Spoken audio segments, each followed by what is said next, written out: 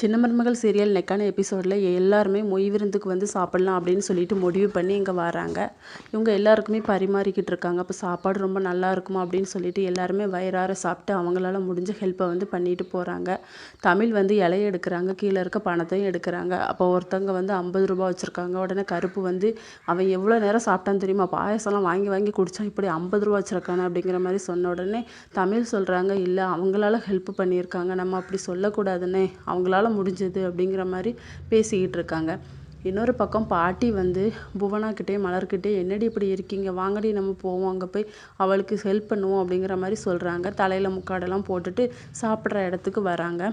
வசந்தியை கூப்பிடுறாங்க. வசந்தி வந்து தமிழை கூப்பிட்டு யார் வந்திருக்கான்னு பாரு சொல்லி கூப்பிடுறாங்க. பாட்டி வந்து, என்னடி நீ இந்த விஷயத்துலேயே பொய் சொல்லுவா, வயிற்றுல தலையணையை வச்சுக்கிட்டு இப்படி பிள்ளைன்னு சொல்லி பொய் சொல்லிட்டியே, சரி ஏதோ ஒரு இதில் பொய் சொல்லிட்ட, உன் அம்மாக்காரி தான் பொய் சொன்னால் நீ எதுக்கடி உண்மையை சொல்ல வேண்டியது தானே, எங்ககிட்டயா சொல்லியிருக்கலாம்ல அப்படிங்கிற மாதிரி சொல்கிறாங்க. ஏதோ கடவுள் புண்ணியத்தில் இப்போவாவது உன் வயிற்றுல குழந்தை உண்டாயிருக்கு, இதுவாவது உண்மையா அப்படின்னு சொல்லி கேட்கும்போது, ஆமாம் பாட்டி கன்ஃபார்ம் தான், டாக்டர்கிட்ட பிளட் டெஸ்ட் எல்லாமே பண்ணி பார்த்தோம், குழந்தைன்னு தான் சொல்லியிருக்காங்க அப்படின்னு சொல்லிட்டு, வாங்க சாப்பிட போகலாம் அப்படின்னு சொல்லி கூட்டிகிட்டு போகிறாங்க.